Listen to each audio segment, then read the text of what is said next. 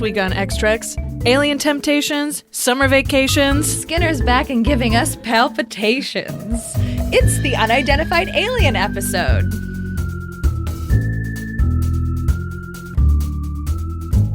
Welcome to X-Treks, a podcast where we introduce each other to our fandoms one episode at a time.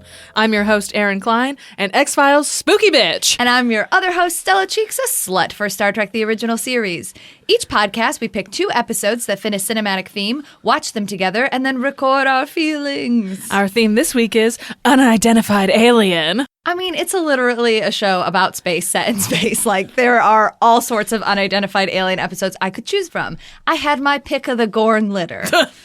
Ultimately, I chose Metamorphosis because, frankly, I had no idea what to do with this episode. A horny, gaseous blob in space? Sure. That feels like a great choice for Unidentified Alien. It's a messy, weird episode that is very classic TOS in that it's both weirdly progressive while being kind of a bummer in its traditional morality. Fall in love with and fuck an alien? Totally acceptable. Have more than 2 gender roles? Unacceptable.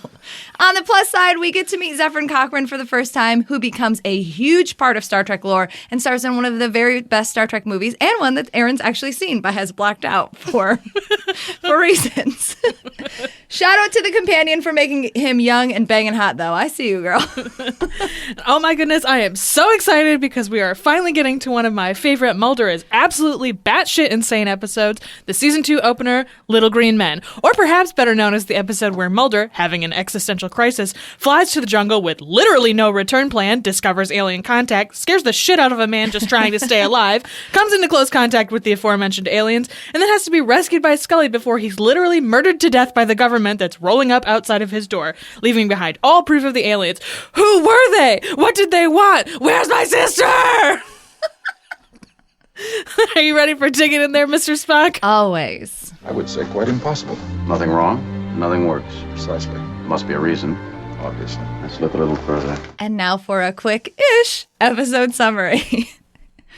Starfleet done fucked up and sent Assistant Federation Commissioner Nancy Hedford into a war zone without proper inoculation, and now she's fucking dying. Sure, it's a 1 in 1 billion chance that she would contract Sakura's disease, but well, Hedford not only has great taste in headscarves, but she's a unique special snowflake, and she fucking caught it. Captain Kirk, Bones, and Spock, for literally no reason, like why do the captain and the first officer have to pick up this diplomat, sus, are escorting her from her peacemaking mission and back to the Enterprise so she can receive the proper medical treatment when they are pulled down to an M-class planetoid by a mysterious glowing entity, because that never gets old. Spock and Kirk can't figure out what happened because nothing is wrong with their shuttle, but it's completely inoperable, and their communication with the Enterprise is cut off. Cue Scotty and Uhura and Sulu trying to find them needle in a haystack style. Look, those cutscenes are totally unnecessary, but we do love Captain Scotty, so I'll allow it. While Bones is wandering around, I guess, taking tricorder readings, a young human man calls to them. The trio are confused by his presence, but can't shake the feeling that they know him from somewhere. He tells them that he has been marooned on the planet for years all by himself. He's very excited to see a female. Oh, and also them, I guess. The man, Cochran, takes them back to his ridiculously swanky survival pad. Hey, it's normal to travel in space with wall art and mid-century modern furniture, where they learn that he is, in fact, Zefran Cochran, the man who invented warp drive and got Counselor Troy drunk in the best scene ever.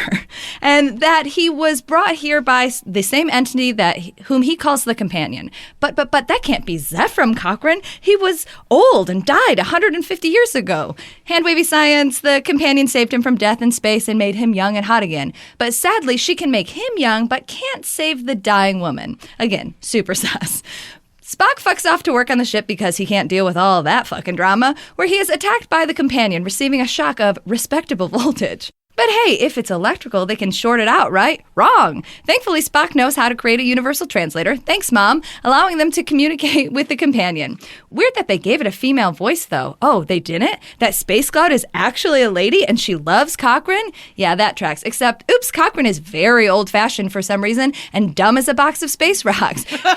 He is disgusted by the idea of the Companion loving him.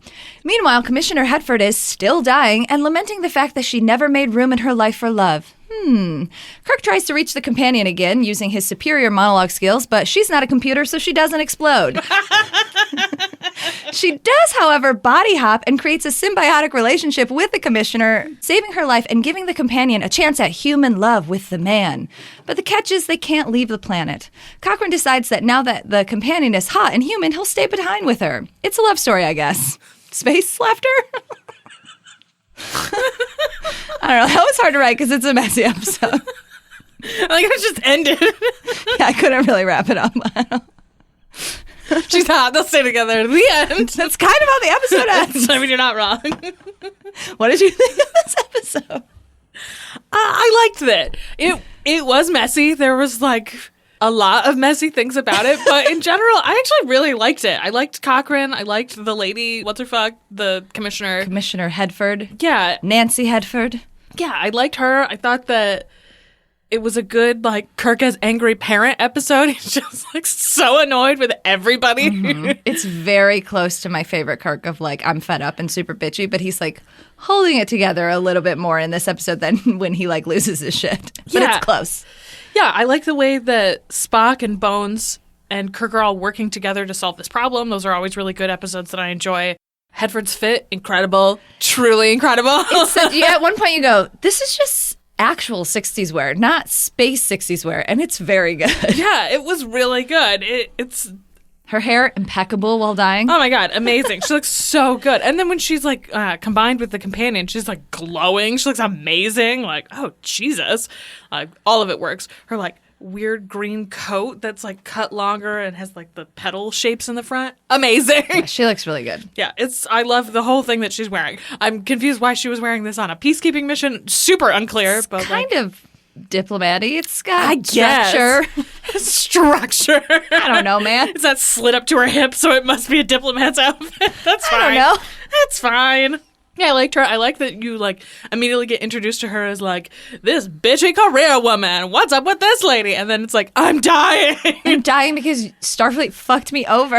Yeah, and I also like too that you get this like sense. You said this while we were watching it of both Bones and Kirk being like, I'm responsible for this, even though they're not like in any way responsible for the fact that this woman is dying. But they like feel this very strong like we have to get her back to the Enterprise to make sure that she's like properly cared for. She's like, I don't give a fuck. I'm so angry about what's happened to me. Yeah, there's that scene where, like, in the very beginning where Bones is, where she's, like, essentially dressing him down and being like, well, if you guys gave me the right inoculations, I would still be able to do my job stopping a fucking war. And you can see a moment where he is, like, pained by it, and he's like, yeah, you're right. But also I'm trying to, like, make you feel better. It's like 1 in 1 billion. But he, like, you can tell that he's like, I fucking agree with you, man. Right. They fucked up. We fucked up. And I'm taking it personally. I'm taking it very personally. Someone did medicine wrong. How dare! Not on my watch. Not on my watch. I like the way that this is shot. I thought there were a bunch of like really good composition scenes, especially that one where during the like a respectable amount of voltage, where Bones is like cut diagonally by the shadow and they're like right next to each other. It almost looks like the old promotional shots that they have, which I liked a lot. I thought that was really visually compelling. And I love the fucking set decoration of Cochran's crash pad. Like, he says, like, oh, I built all of this. It's like, really? Yeah, I don't what? Exactly. Oh, I just cannibalized my ship. What did your ship look like, bro? For real. Your ship just had rugs in Your it? suicide ship that you took to die in space had all of this shit in it? Yeah. Maybe. He's like, I just took everything with me that was important to me and I just decided to die in space with all of my possessions. Maybe. That actually does kind of make maybe. sense. That's maybe fair. But they would still have to, like, I mean, I guess technically, timeline-wise, and they wouldn't know this at this time, but, like, the ship that Zefran makes when he goes warp drive is, like, a piece of shit. Like, it barely works, but then it works, and then they meet the Vulcans or whatever. So maybe, like, the Vulcans taught them how to have, like, better ships. And he's like, I'll just put some furniture in it. Bye. But it I'm is 87. totally weird. I'm done. It is definitely, like, oh, you landed with everything you needed. Convenient. I guess he's also been there for 150 years, so it's possible he was just like, maybe I'll make myself some art.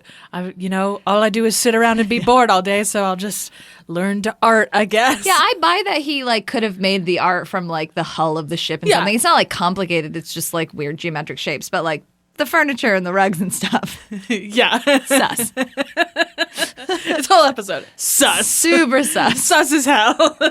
Yeah, this episode was directed by Ralph Sineski, who we've seen a bunch, who is like a particularly good visual director. So it makes sense that it's like a really pretty episode. Yeah, it was very visually compelling, which I liked a lot. I also liked, I pointed it out, his like insignia thing. Brooch. Yeah. His brooch was very fancy and I liked it a lot. I like the way that It's really clunky though. Imagine having to wear it all the time. for real. But I like too that the way that his jumpsuit is designed and like the color of it is very reminiscent of like old school astronauts training gear, which like makes sense that he's 150 years old and has had this forever. And they call them like relics. Like it makes sense that his suit looks so different, but it's still like from our perspective as viewers, recognizable immediately as like an astronaut's outfit, which totally. I thought was a really smart costuming choice. I love that Kirk used his 2 tricks. He's like, "Ooh, this cloud's a lady. Sex magic. Oh, didn't work. Talk it to death." And it didn't work. His tricks didn't work. I mean, it sort of worked. Yeah. He did make her become a human woman, which did sentence her to death, basically. Yeah, I guess it sort of worked. Just it worked in a non-traditional way for him. Right. It didn't explode for no reason. It just slow release exploded inside a human body. And he didn't get any benefit from the sex magic. Like, he did his sex magic for somebody else. Yeah, it's like a proxy. Yeah. He proxy sex magic for this man. That scene where he is talking to the, like, gaseous cloud or whatever, or the gaseous cloud or whatever, and is like, have you, like, think about this man that you would do anything for, and has that, like, monologue is a thing that Trek fans love to pull out all the time. And it's like, it seems like you've thought about this before. A lot. A lot. This seems like it's coming from your heart and something that you've written down in a journal before. It's one of those scenes that people are like, if this show's not gay, explain this. Then explain this. Yeah, it's definitely one of those moments. I like how Spones, both Spock and Bones are like, why the fuck did you do that? She's not human. She's not going to react like a human. He's like, well, I had to try. I had to try. Like, you don't know. And he was right. She did then want to like experience, you're right. I don't know what human love is like. I have no idea. Also, I like how she became a human and immediately was like, the loneliness has set in. Which is like a weird theme in Trek where like a big cosmic entity or a very like capital A alien species like inhabits a humanoid body and is like, woof, y'all are very alone and I am sad Two now. feelings. Super horny, super Very lonely. alone. Those are the only human feelings. Not incorrect. I mean, it's not incorrect. It's very prescient for the 60s to be like, this is it, people. You're horny or you're lonely. There's no in between. Sometimes both at the same time.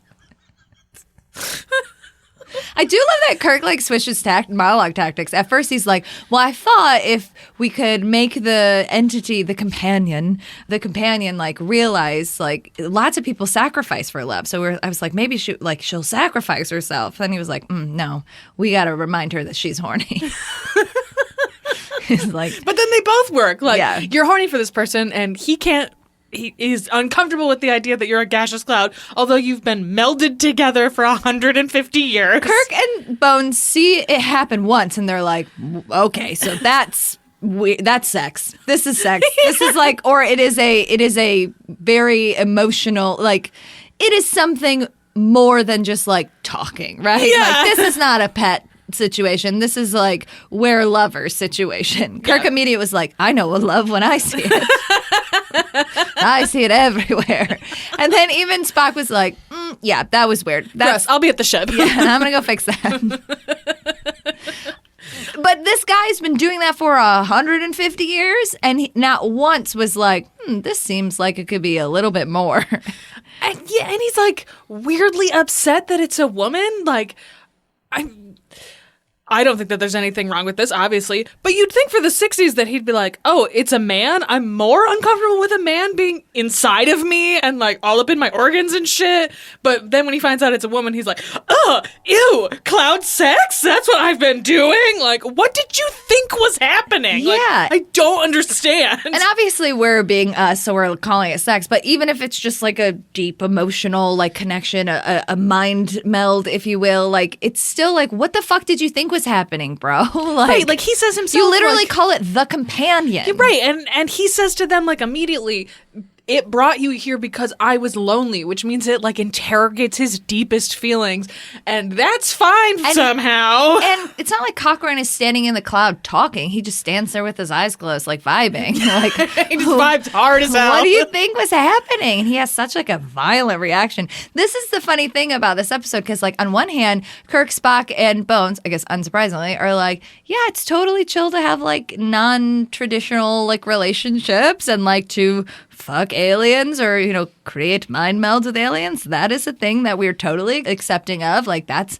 and in Cochran is like, what is the future like? And they're like, there's no sense of morality. And they're like, yeah, that shit's boring. That's very boring. Why would we go into space and just be like, oh, we're all the same? Except for that on the other hand, like there's an underlying theme of this episode of like, oh, a man and a woman are universal concepts, and like, you two have to be in love because she's a lady and you're a man, and obviously you're in love, blah, blah, blah. And it's like very dumb. Yeah. But also, it's like, it's that very classic TOS thing of, on one hand, it's very progressive, and on the other hand, it's the 60s. It's the 60s. Yeah.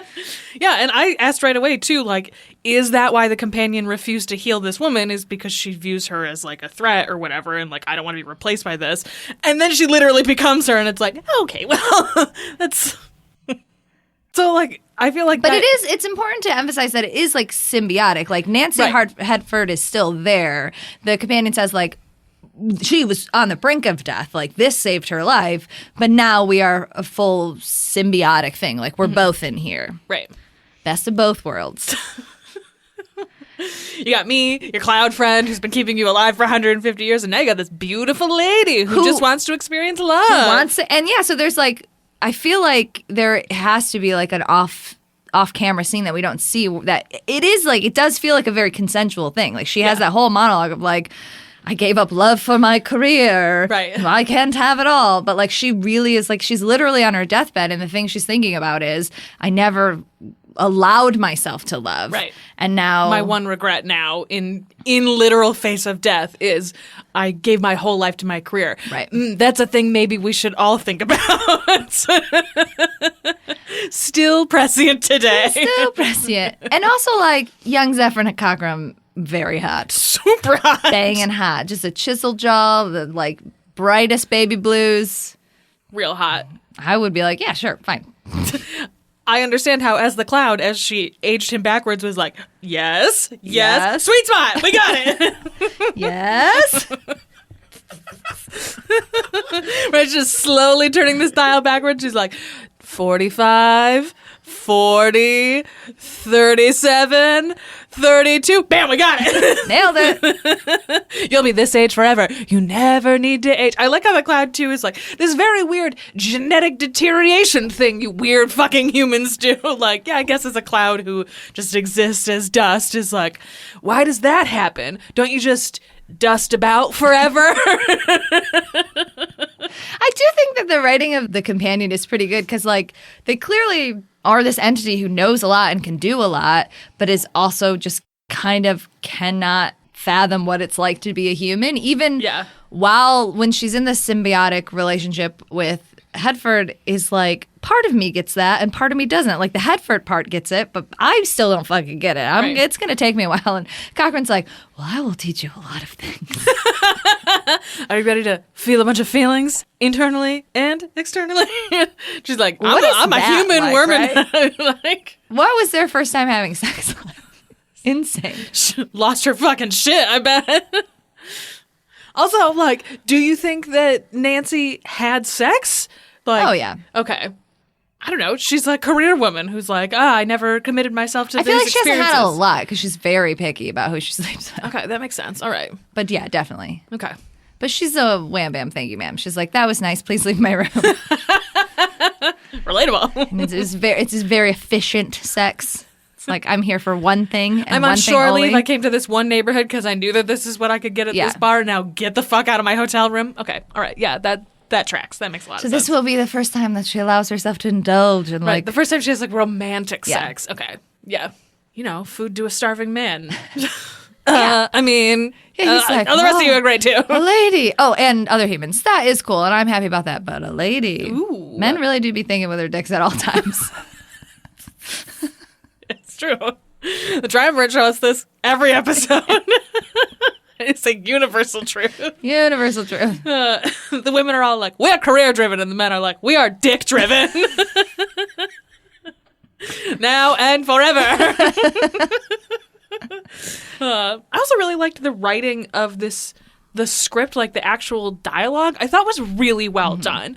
I took a lot of notes, and almost all of them were just writing down quotes that I liked, which is not normally how I take notes while we watch this. This is a Gene L. Kuntz script, so it's like a actual writer script. Yeah, it's really good. I like it a lot. And I also really liked, too, I took a note that I like that Cochran says to Kirk, immortality consists largely of boredom. I like that he, like, addresses that right away. Like, Kirk's like, oh, that's pretty sweet. You get to be alive forever. And he's like, actually, it's quite awful. Especially because I'm alone. Yeah.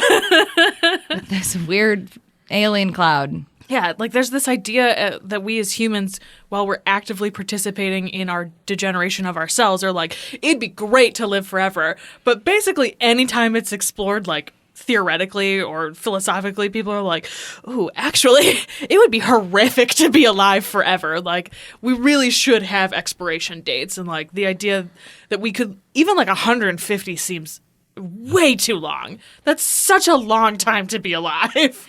I think it's summed up really well at the end of the episode. I didn't write it down, but Kirk and Bones are like, if you stay on this planet, you're going to die now. Like, because the companion is inside this human. She doesn't have powers anymore. Y'all are going to age and die. And he's like, men and women have been aging and dying forever. And I'm starting to think that that's a good thing. Yeah, yes. I think that's the point. Yeah, I liked that a lot.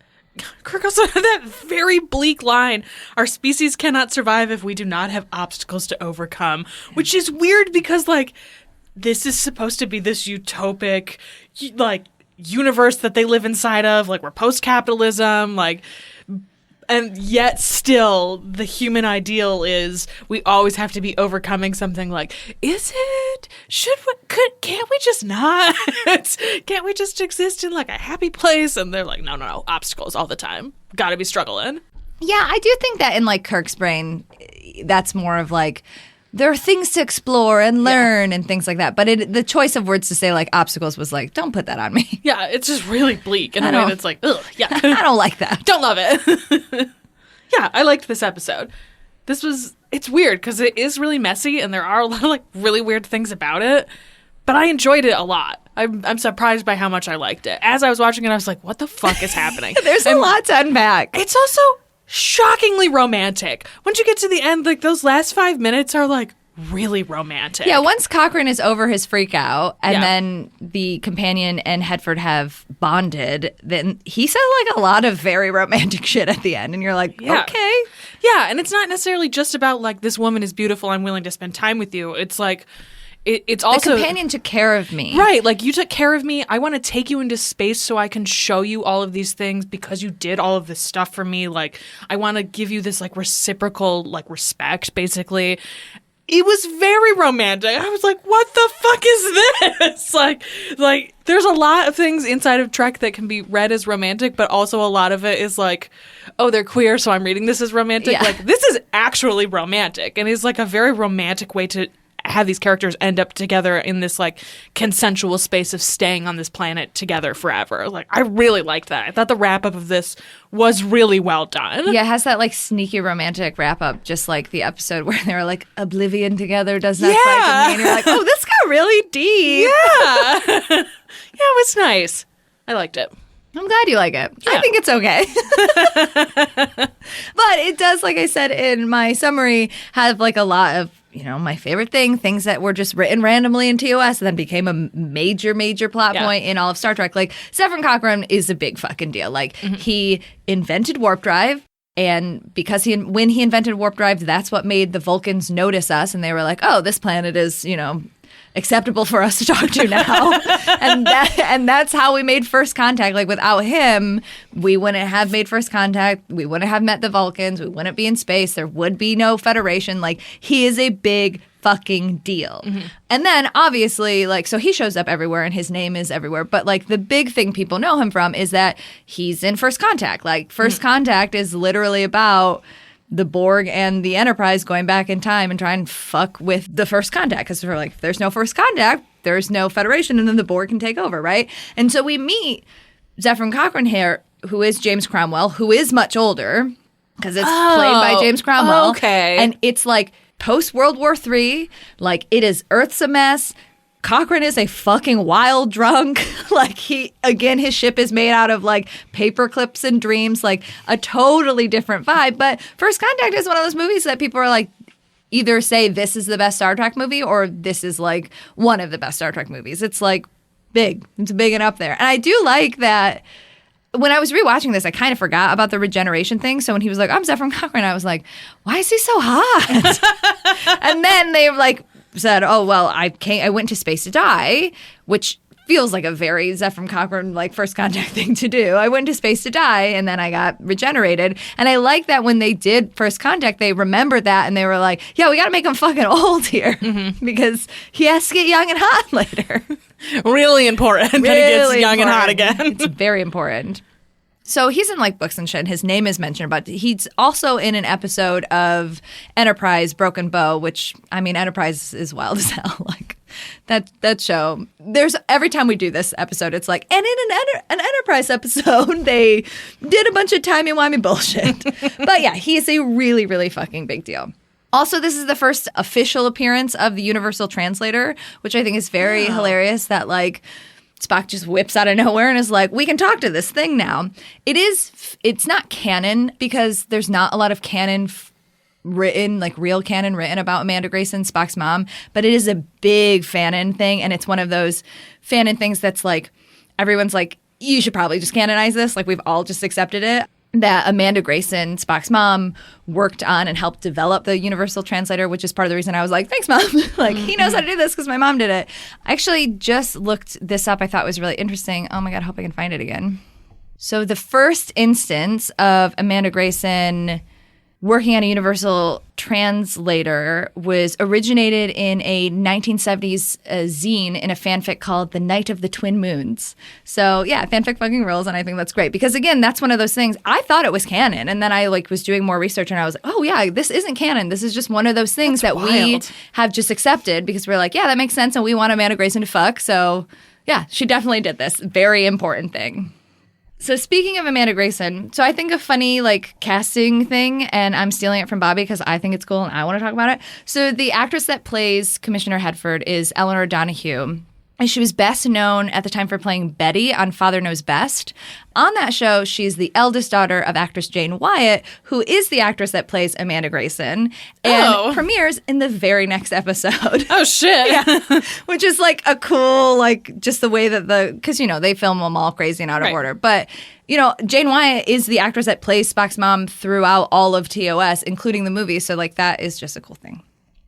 I found this in my research, and I thought this was really funny, and I sort of wish it was still in, even though it would not have aged very well. In the first draft of the script, it ended with a joke with Spock making a joke about Cochran being a bigamist now because he's with an entity or a body with two entities living inside of it. And that seems like such a bitchy, weird Spock thing to say. Yeah. It's like, well, you're straight, but I guess at least you're doing this sort of queer thing. Fine, I guess. Especially because Kirk is standing there all fucking doughy-eyed, being like, I love. And then just to have, like, Spock be like, I'm going to burst your bubble a little bit. What do you think about this? Bigamy in space. Like, oh, thanks a lot, asshole. It just seems like a very bitchy Spock thing to do. So part of the reason that Donahue wore that really bitchin' headscarf is because they had to do a bunch of reshoots, and she had pneumonia at the time that they needed to do the reshoots, and so she had lost a bunch of weight, so they were like, just make her hair big and, like, let's put this scarf over her face. And maybe people won't realize that she's like 10 pounds skinnier. She's very sick. Which is like the second time I've like said that, like, because in Mirror Mirror there is the actress that plays the captain's woman, and she was also really sick, and they were like, I don't know, put her in a giant caftan. We'll just hide it with fabric. Just hide it. I mean, that's what they did with pregnancies. It seems very on brand true. to be like, gain a bunch of weight, lose a bunch of weight, throw a caftan on it. Who gives a fuck? Throw a caftan, put it under a trench coat. We don't have to talk about it. Do you have a really cool headscarf? No one needs to see your face shape. Don't stand up. Don't stand up. Yeah, I think that this episode is what it is. I think there's some really, really good things about it. There's a lot of like really important historical Star Trek things in it. But it is just an episode that's like, okay, whatever. For me, at least. But I am glad that you really enjoyed it. Yeah. And I do think that the two guest actors that they got to play Cochran and to play Commissioner Hedford are very good. Like, they do a good job. Especially that scene where, like, Hedford is fucking dying, right? And then she realizes that she thinks that they've been captured to essentially be in, like, a Slaughterhouse-5 fucking zoo situation. And she has, like, a proper reaction to that where she freaks the fuck out. Because, like, Kirk and Spock and Bones have been, like, captured a million times. They're like, yeah, we'll figure it out, whatever. And she hasn't. She's, like, a diplomat. And she was like, no, what do I do? And she's like, I'm dying. I'm in a zoo. This sucks. And she has, like, a very, very good human moment. reaction. A human moment. Yeah, human reaction there. Yeah. Mm-hmm. I just think that they're great and also really hot, and I'm glad that they got together because they would be hot together. Yeah, they make a very appropriate couple. Yeah. Kirk and Bones are like, okay, we Sky's not gonna be here for like 45 minutes. Like, we can watch. Spock's like, I'm gonna go fix the ship. Old school royalty shit. We just need to make sure it's been consummated before we leave. Just to make sure. That's how it works in the Federation. Synopsis Showdown. Yes. A commissioner sent to stop a war catches a rare disease and, as such, is being transported back to the Enterprise to receive a cure. But on the way, they are abducted by an alien space cloud who is in love with a hot young old man. Kirk tries to save the day with a monologue, but can't, and ultimately the commissioner and the space cloud join forces for sexy time. I guess somebody else will have to stop that war or whatever. It's really thrown out at the end. Kirk's like, I mean, there are other people who can do this, right? There's lots of diplomats. Are we it's gonna fine. Did we have to go do this? Did we start a war? The triumvirate and a very well-dressed but dying career woman are stranded on a planet with a man who doesn't realize a colorful cloud is in love with him. Somehow, in a very romantic turn, it all works out for everyone. Space laughter. Space laughter! Are you ready for Mulder? It's me. I am. I'm Dana Scully. Do you remember me? It's me, Scully. Dana Scully. Yeah, I was just knocked out. I didn't forget you. I'll never forget you. I'll never forget you. Actually, the idea was presented to Hale one night while he was playing billiards. An elf climbed in his window and told him to get money from the Rockefeller Foundation for a telescope. And you're worried that all your life you've been seeing elves? In my case, little green men. All right, here we go with a... this isn't quick. Whatever. How could it be quick? Yeah, you watched this episode with your eyeballs. It's not going to be quick.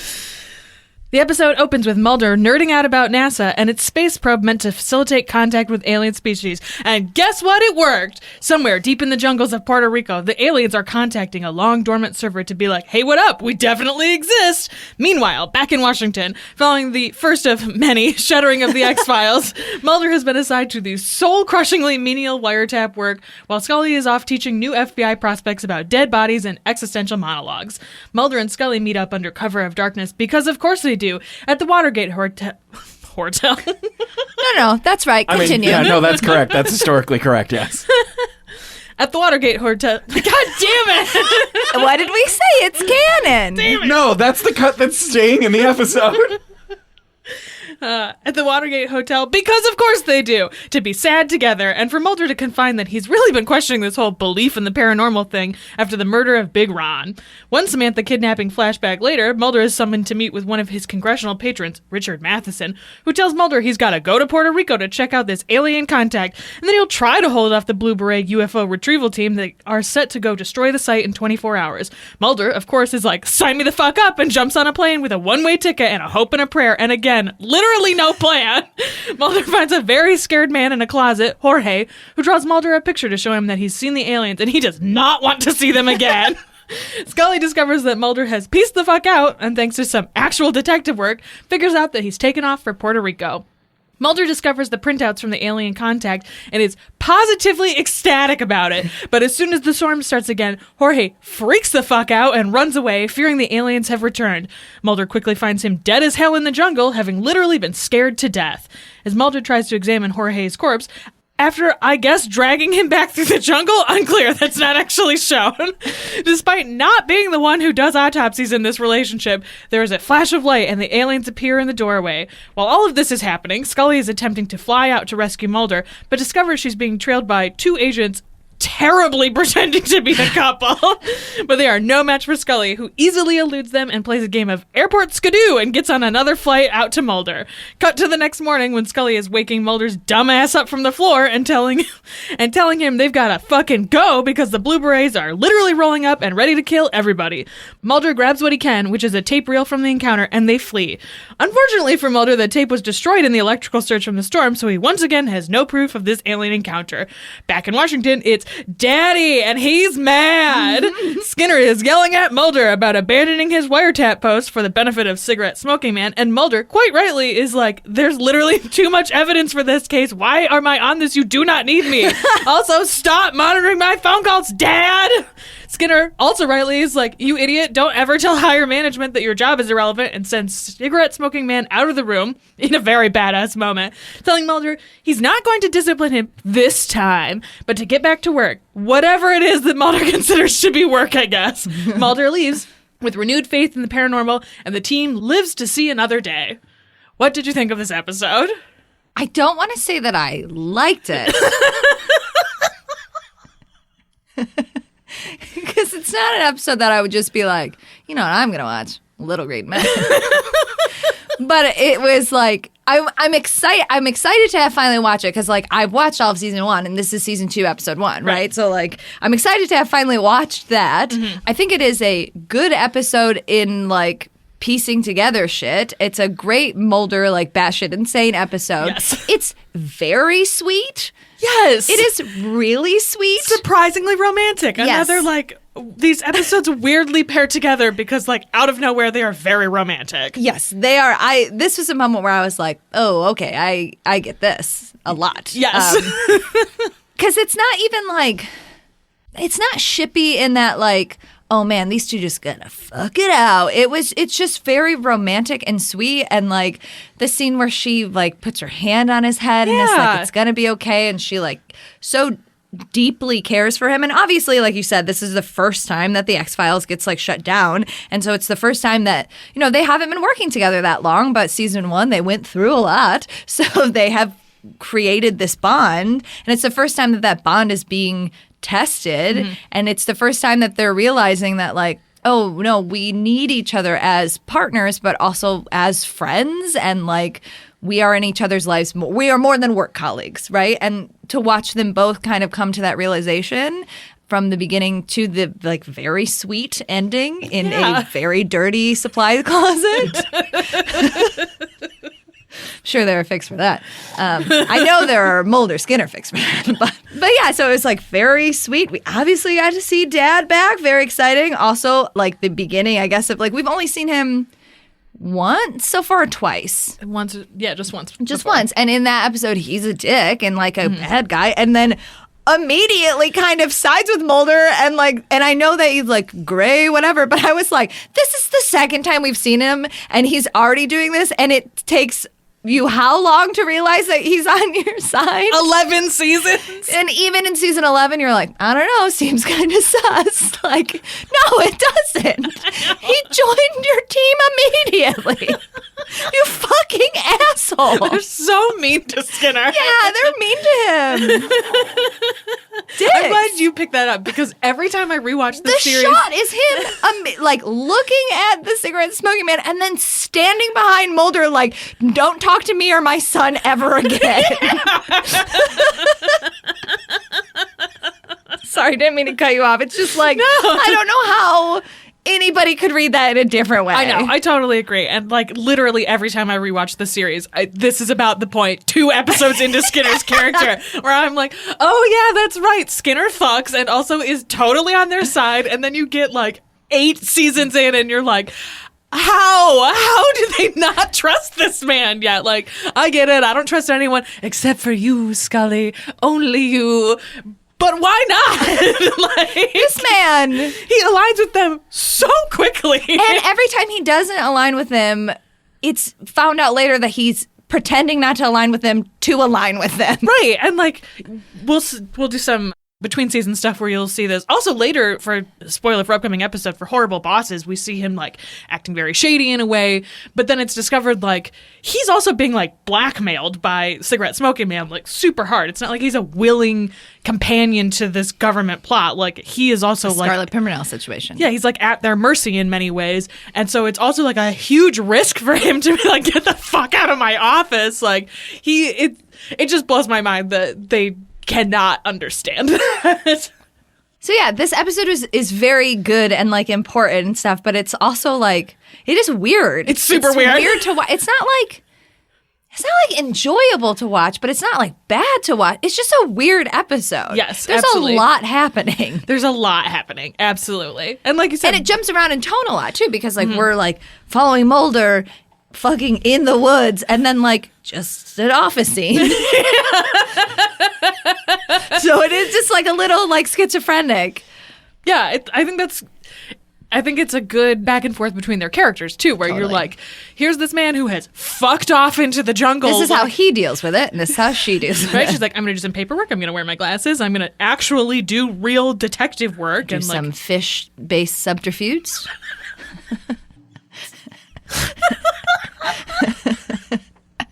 yes, that's true. She does do some She fish. doesn't feed the fish, but she does get the paper. He's only been gone for like half a day, so the fish don't need to be fed yet. No, fish do need to be fed every day. Not all of them. If he has beta fish, they do not need to be He fed. didn't. No, I mean, that's They were fair. just like goldfish.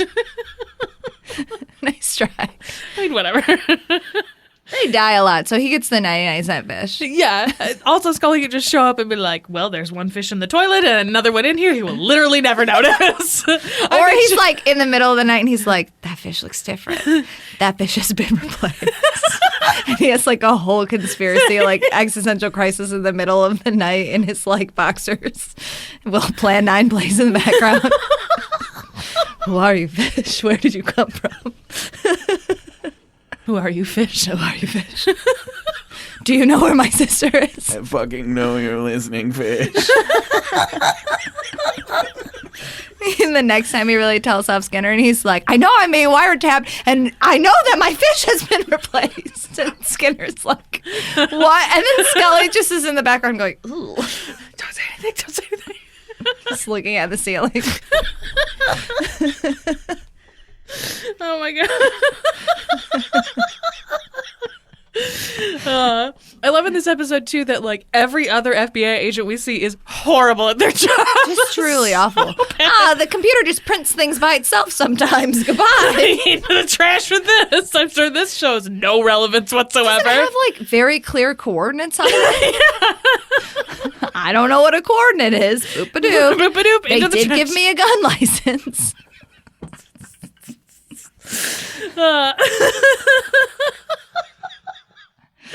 The only person who's competent is the scientist who's like, my friend did the wow signal, which I love too. Yeah, he was very good. His little cameo was very good. I thought that I like to, we've talked before about how I like when they take stuff that like these people aren't real, but we like connect them to actual real people. I thought that was a cool way to incorporate the wow signal. Yeah. Especially for the early 90s where like now like that's common knowledge. Most people know about the wow signal, but in the 90s that it wasn't. A lot of people didn't know what the wow signal was too. And so I like this idea that where it's weird to watch it now in the like 2020s where we're like, especially when Scully's like, do you know about this weird phenomenon? And everyone's like, yes, I definitely know what this thing is. But I like that in the 90s, they're like trying to bring that like knowledge into like a, oh my God, Into the zeitgeist. into the zeitgeist, but also into like a corporate television show watching audience. I Yeah. think that that's a good choice. Well, yeah, and in the beginning, Mulder's like paranoid, crazy monologue by him like going through and being like, this is what happened on V'ger. We made this golden record, and this is how we were tracking it, and this is why we don't track it anymore. Like, that is cool to be like, here's real shit that actually happened, but now aliens and fake stuff. Like, that does help to like blur the line of like, what is real? The truth is out there. Yes, exactly. V'ger. You'll watch that movie someday. It's not good. Great. We do get to see the actual abduction scene. Yes, this is the first time that we see Samantha's abduction scene, actually, which I like a lot. Like he talks about it, and there are like flashes of Right. it in the pilot episode, but like this is the first time we see like beginning to end Samantha's abduction scene. And it does change. Like, it's different in a couple of the other episodes that come later.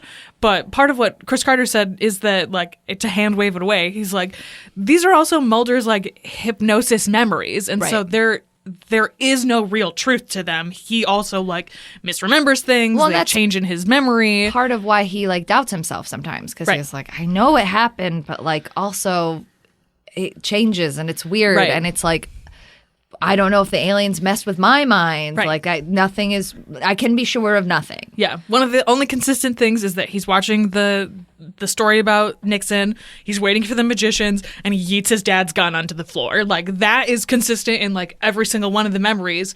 But other than that, they, like, kind of morph, and they're, like, amorphous, and they change a lot. And I like that. I'm sure it wasn't totally on purpose to do that kind of thing, because who thinks about that in the 90s when you're not thinking about syndication, and that people will be rewatching this hundreds of times. Closely watching about it and talking about it in a fucking podcast. Right, exactly.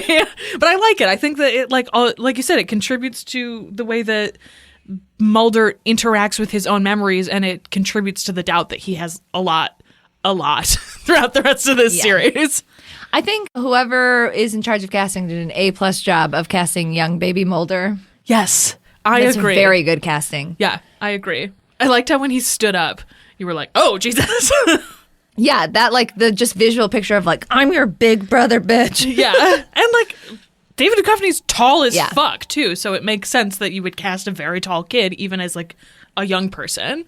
Yeah, like a gangly teen. Right, exactly. Who loves to watch the news. I like that he was like, I'm waiting for the magician. It's like, yeah, you're still watching this news. Shut the fuck up, Mulder. We get it. You got really mad when she turned it off. Poor Jorge. Yeah, poor Jorge. Rough night for Jorge. Right. I also did Google it. Apparently, you can actually die from getting scared to death. Oh, yeah. I didn't know that. Yeah, your heart can stop. Because your body gets flooded with too much adrenaline and then you just fucking die. Mm-hmm, that's right. Spooky. It is spooky. Spooky. Spooky. Which is treated like a full slur in this universe.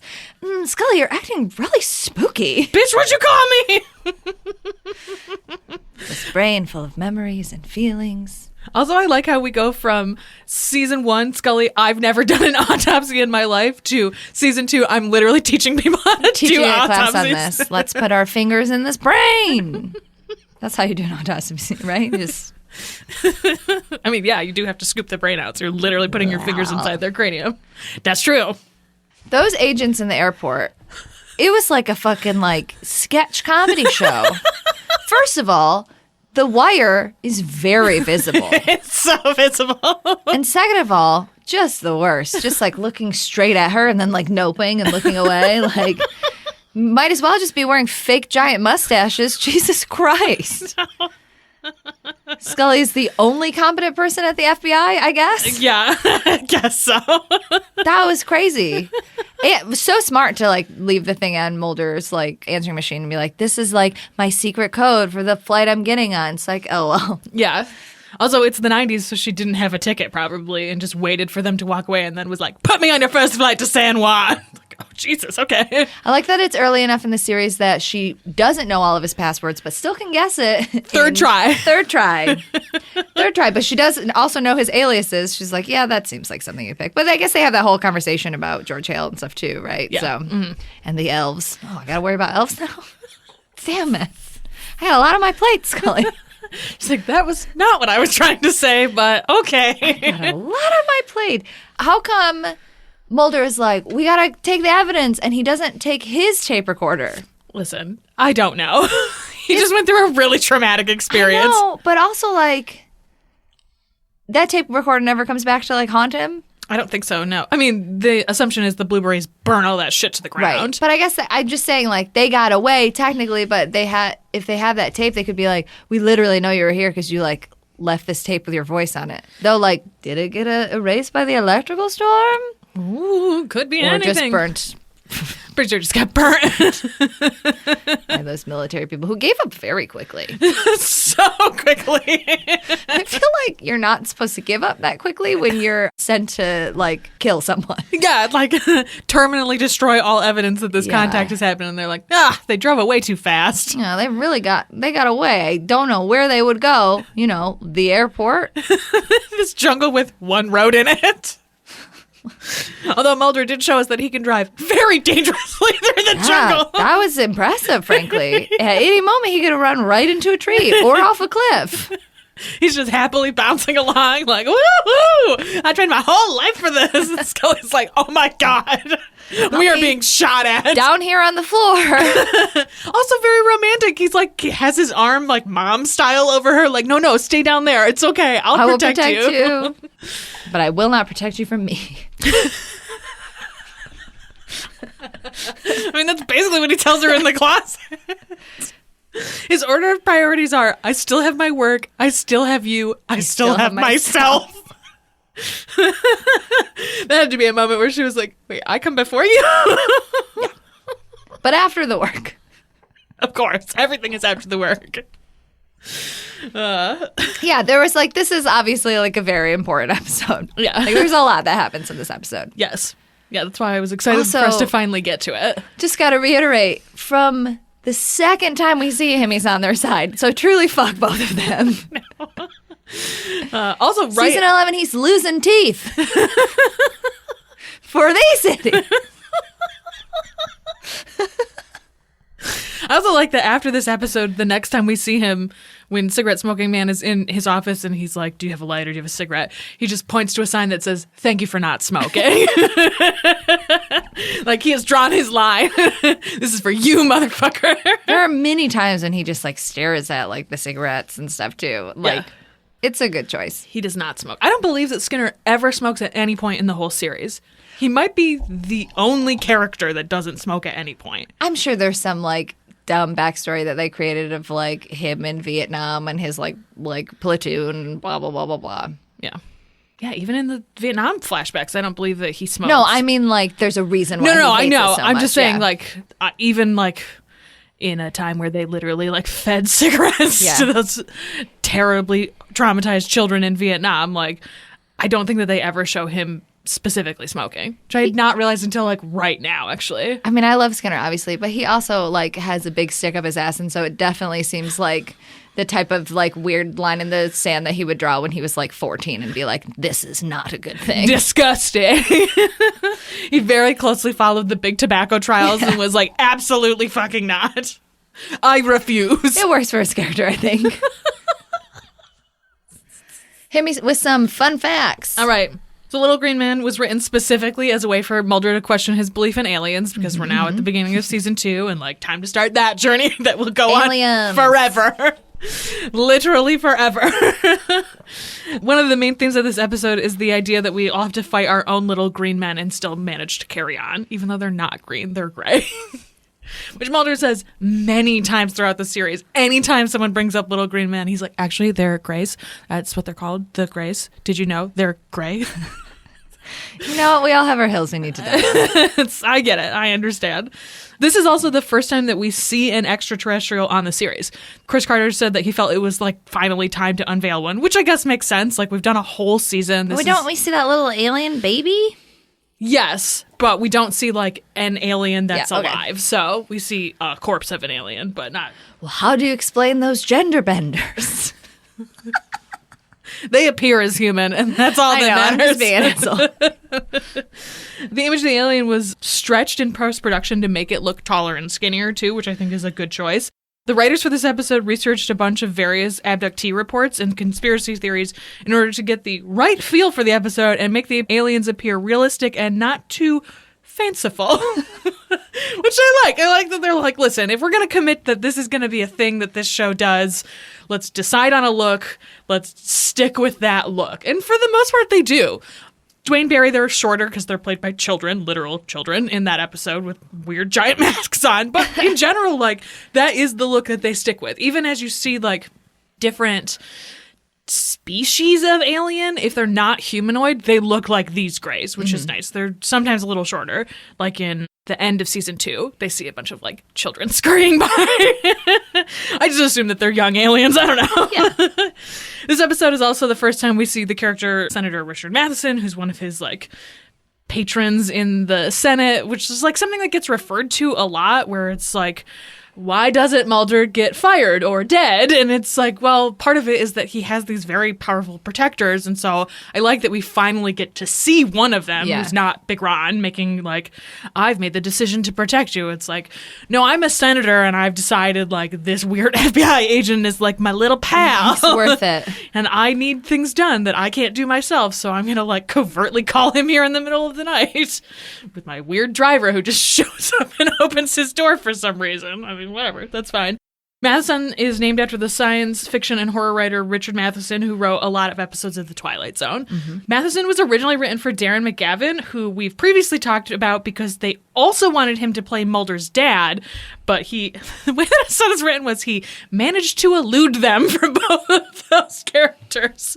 And then he later comes back as Arthur Dale, both of the Arthur Dales, which you'll meet at some point. Those episodes are fun. Arthur Dale is a very strange character who I love a lot. I think Arthur Dale is great. Every time he comes in, it's like, what the fuck is happening with this old man? He's like a very good foil for Mulder. Okay. He seems like that's who Mulder would have become if he had been an FBI agent at the time his dad was an FBI agent, basically. The flight manifest that Scully is searching for when she finds the George Hale alias is a list of X-Files fans that they just like printed up off of the internet, which I find really delightful. Yeah, that's sweet. I love the idea that you'd be watching the show and be like, oh my god, it's me. I love this show so much. I'm so excited. I would flip out if I was like, Erin Cline, oh my god. I just think that would be absolutely delightful. The Puerto Rico scenes were filmed in the Seymour Demonstration Forest in North Vancouver District. According to the producer J.P. Finn, it was a struggle for the show to make Greater Vancouver area resemble the tropical island of Puerto Rico. Shocking! And that if you look closely, you'll see pine trees in the background. I feel like they did a pretty good job. I feel like they did enough like selective shooting that if I hadn't known that they filmed in Vancouver, I would have at least been like, I don't know where this is. Yeah. There's somewhere that's not where they normally are. He's very sweaty and dirty, so you can just be like, yeah, he's hot. Yeah, exactly. He's hot because it's the sun, not because I think he's hot. Yeah, you made sure to point out. I wrote it down. I know David Duchovny doesn't do it for me because he's very sweaty and covered in dirt, and I feel nothing.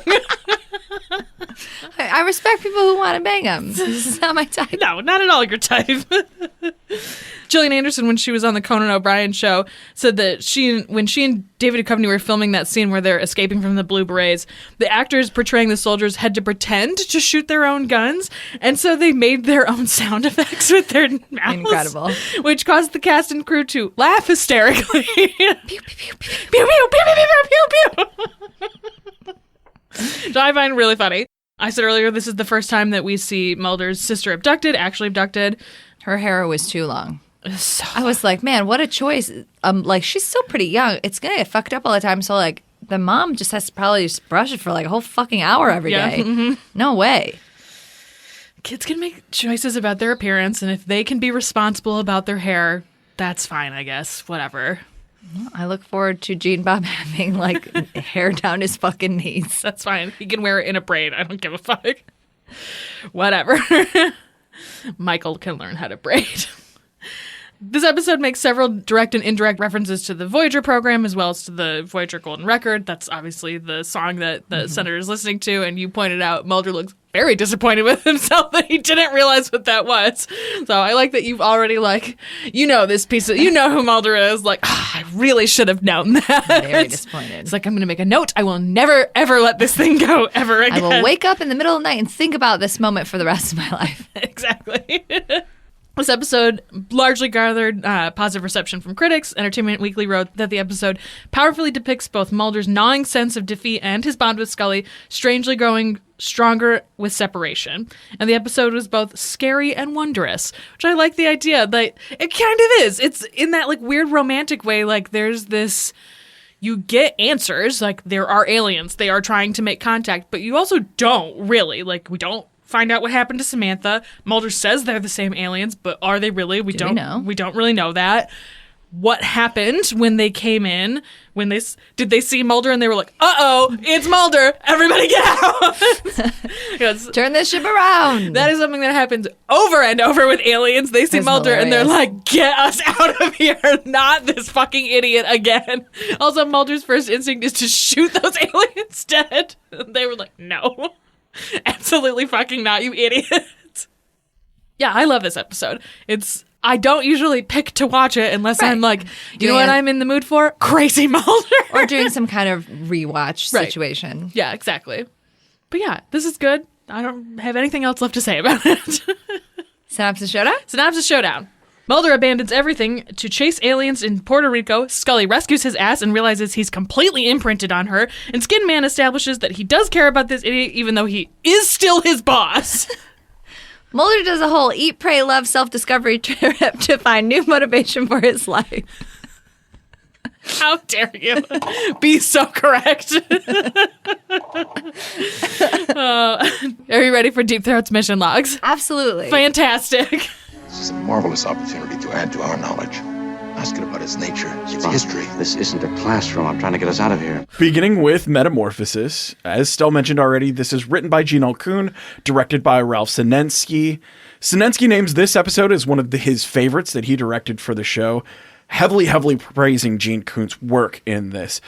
His quote is, "I just thought the script was absolutely wonderful. As I remember Gene, he was the least authory type of person. He just didn't seem like an author. He didn't present that kind of sensitivity that his writing had expressed. It was just a deep script, and scene after scene had so many angles to come at it from. It was a complex script." That seems also like a backhanded dig at Roddenberry and be like, yeah, he's not really like an asshole about his scripts. No, see, he's talking about Kuhn. I know, but I feel like it's a backhanded dig at Roddenberry to be like, Kuhn's like so great to work with and is like not a dick. Oh, yeah. Like some other people that I work with a lot. Some other genes that I could name, yes. In a rare full-on special effect for Star Trek, some of those clouds that you see in the distance and in the studio are actually like piped in smoke from vents. So they actually made clouds in the studio for this episode and some of the longer vistas. We see in a brief scene towards the end, the commissioner and companion duo being like looking through her scarf and seeing the world much as the companion did. I liked that a lot. That was complete happenstance and not at all planned out. Really? Really? Those colors in her dress and that scarf and everything was not in the original script. It just happened as a symbiosis between the special effects department and the clothes department. And Sinensky saw it and he remembered a scene in a 66 episode of FBI, which he directed, where someone does something similar, and he calls it one of those wonderful freak accidents that happen. It's one of the most beautiful scenes in the whole episode for me, and it's completely by happenstance. Yeah, and it's like her trying to adjust to her new life as Exactly. a humanoid, but also kind of like, so seeing him as she used to see him, but also kind of like seeing him as he would look as like a gaseous figure, whatever. It's really sweet. Again, unintentionally like a sweet episode. Stell mentions that poor Eleanor Donahue had to come back for reshoots in the throes of pneumonia. Those reshoots had to be done because the original film negatives had been damaged. And also portions of the set on the planet and inside the house as well had to be completely reshot or pieced together from other sets to do that reshoot. So it was a big deal. All footage of the shuttlecraft in this in outer space was reused from the Galileo 7, the only other episode to prominently feature the Galileo. So that, of course, makes sense completely. I love that little ship. I love that little ship. I love the Galileo so much. In the first draft of this, the Enterprise is temporarily commanded by Sulu, and the helmsman is an officer of African background named Lieutenant Akrumba. The character Lieutenant Akrumba is later used in a novel called Mission to Horatius. So it's just people taking shit from cut scripts and trying to make it canon in novelizations and things like that. Also in the first script, Scotty is on board the shuttlecraft as well, so they literally just take everyone for some reason. And it's originally him who encounters the companion when attempting to fix the shuttlecraft instead of Spock. The only person who cares less than Spock. But I really want to hear Scotty do a reading of that peculiar electric shock line. Respectable voltage. Respectable voltage. Yeah. So Stell mentioned the Enterprise episode Broken Bow, and it's actually the first 2 episodes of the series. It's kind of Archer's origin story and the launching of their ship as well. You see a couple of videotapes of the Cromwell Cochran talking about the warp drive and the historic nature of it, and Archer's dad on the show is the person who develops the Warp 5 warp drive, which eventually is the ship that sends his son, Captain Archer, into space. And there's a crazy Klingon running through the cornfields. And there's a whole other time travel murder subplot going on there. Yes.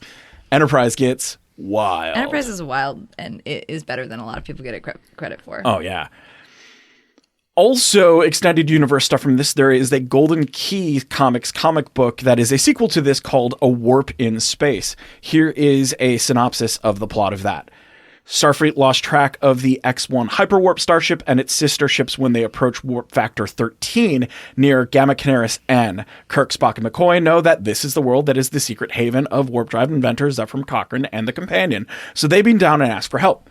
Cochran is intrigued by the mathematical challenges and, despite the Companion's warnings, provide modifications to the Enterprise to reach Warp 13. Knowing what they will be getting into, the Companion leaves the body of Nancy Hedford and can only survive for a few hours outside of it. As Kirk and Scott discuss Cochran's instructions on the bridge, the Companion takes hold of the ship. The Enterprise emerges into a starless universe full of cloud creatures just like the Companion. The missing vessels are contacted, but the X-1 refuses further communication. When Kirk orders them to prepare to be boarded, all 5 fire at the Enterprise with their energy beams that shrink the starship, but not the crew, as a demonstration of their powers.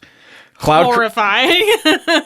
Cloud creatures now pilot the vessels. None of their Starfleet crews survived the transitions between universes. The Enterprise crew survived because the Companion had protected them. As the universe does not support biological life, the cloud creatures order Kirk to depart, minus the Companion. However, Kirk tells the Companion that they will not abandon her. Scott hurriedly well, of course, they have to gender it because it's been a woman. Anyways. Well, she is gendered already.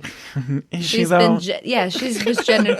Hey, they didn't give her a lady voice. That's her voice. I don't care what your voice sounds like. That isn't your fucking gender. This whole episode is a gender mess.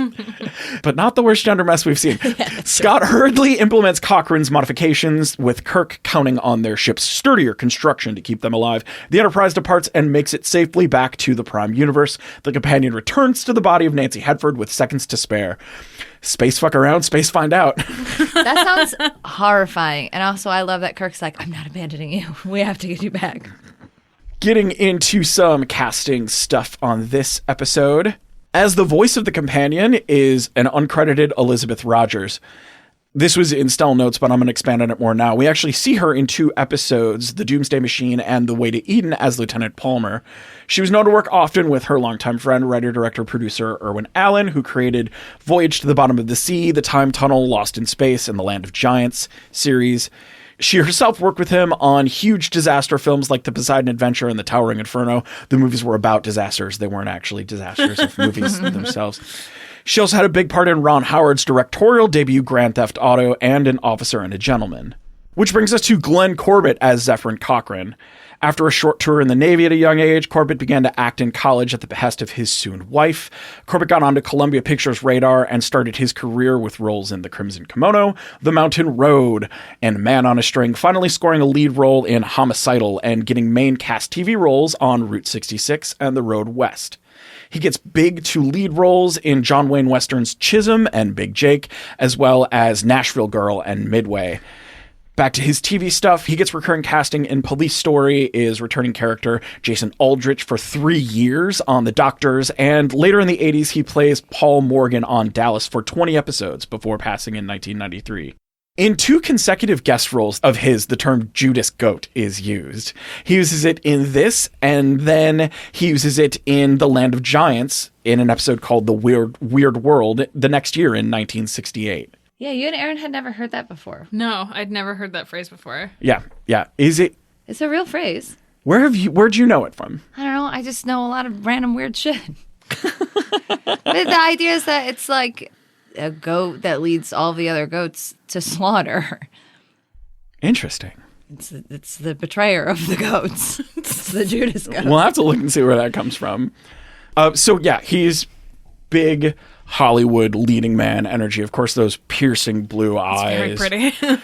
He's got kind of, it's interesting casting for Cochran because you could have cast this as more of an uptight science character given his past, but he is more of a working class of the world dude, at least presented as thus in this episode as well. So I mean, that makes sense too. At this time in the 60s, like, test pilots were astronauts. Yeah. It wasn't, scientists were not astronauts until like in the 80s, basically.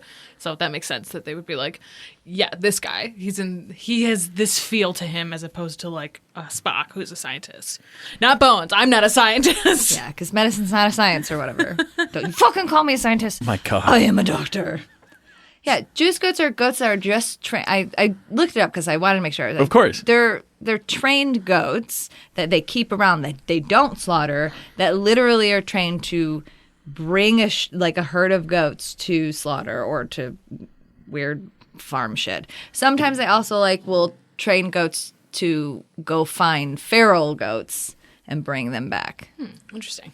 very interesting. Yeah, so it's literally like, yeah, follow me, nothing bad will happen. LOL, you're crucified. Very appropriate for this episode. And that is, of course, Eleanor Donahue as Nancy Hedford. She was nominated for her aforementioned role as Betty Princess Anderson on Father Knows Best. She was an acting lifer, performing in vaudeville and radio, even as a small child, and picked up at Universal at 5 years old. Goes on to have an amazing career. Pre-Father Knows Best, she got small roles on The Happy Years, My Blue Heaven, Tea for Two, and Girls Town. She was Felix Unger's love interest, Miriam Welby, on The Odd Couple. She was Sheriff Andy's love interest, Ellie Walker, on the first season of The Andy Griffith Show, Miss Mulligan on Mulligan Stew, and the evil nurse Kate Honeycutt on Days of Our Lives. She also played Dr. Quinn, Medicine Woman's sister, on Dr. Quinn's Medicine Woman. Okay, my mom used to watch that show when I was a kid. I wondered why she looked so fucking familiar. Okay, that makes sense. She's so pretty. She's very pretty. And she plays Chris Elliott's mom's character on the weird, dark comedy 90s sitcom Get a Life, which is one of those 90s sitcoms that I was like learning about comedy at the time, and it holds a really weird place in my heart. Later TV guest appearances include Murder, She Wrote, of course. Yeah. Coach, Friends, Herman's Head, which is another one of those weird 90s sitcoms, Ellen, and Cold Case. She's Bridget in Pretty Woman. She's Norma Winters on the Invaders TV miniseries. And she's Lady Pallamore in The Princess Diaries 2 as well. Oh. Hell yeah, she rules. Yes, she does. Princess Diaries 2, the one with Chris Pine. There it is, yes. In that? Yes. Oh yeah, he's baby, and his eyebrows are out of control. Is he the love interest in Yes, that? he is. Oh, okay. And he's kind of devious until he's not, and he has a terrible accent, and he's a little cutie, and I love him. Love Chris Pine. I love Chris Pine. Follow me, if you will, down a quick rabbit hole.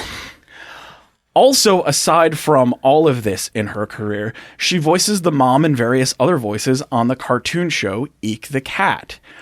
On this podcast, we have previously mentioned the cartoon show Eek the Cat because it's a Fox cartoon show, and they used a clip of it in Eve.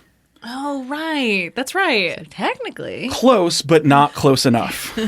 However, previously not discussed about Eek the Cat is that one of Eleanor's Eek episodes is a fully Trek-themed show entitled Star Trek. So it's like Star Trek, but Eek the Cat.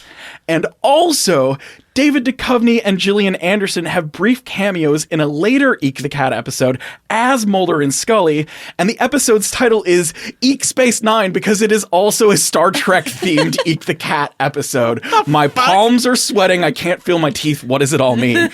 Hell? Okay, moving on from that. On to the X-Files. This episode was directed by David Nutter.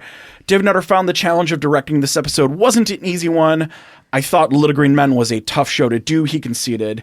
This was because Nutter had grown nervous of tackling the X-Files due to it having become extremely popular in its first seasons. I wanted to avoid the pitfalls of these shows that become phenomenons, really hot and then fade away quickly. I, like everybody else, wanted this to be a long-running program. Congratulations.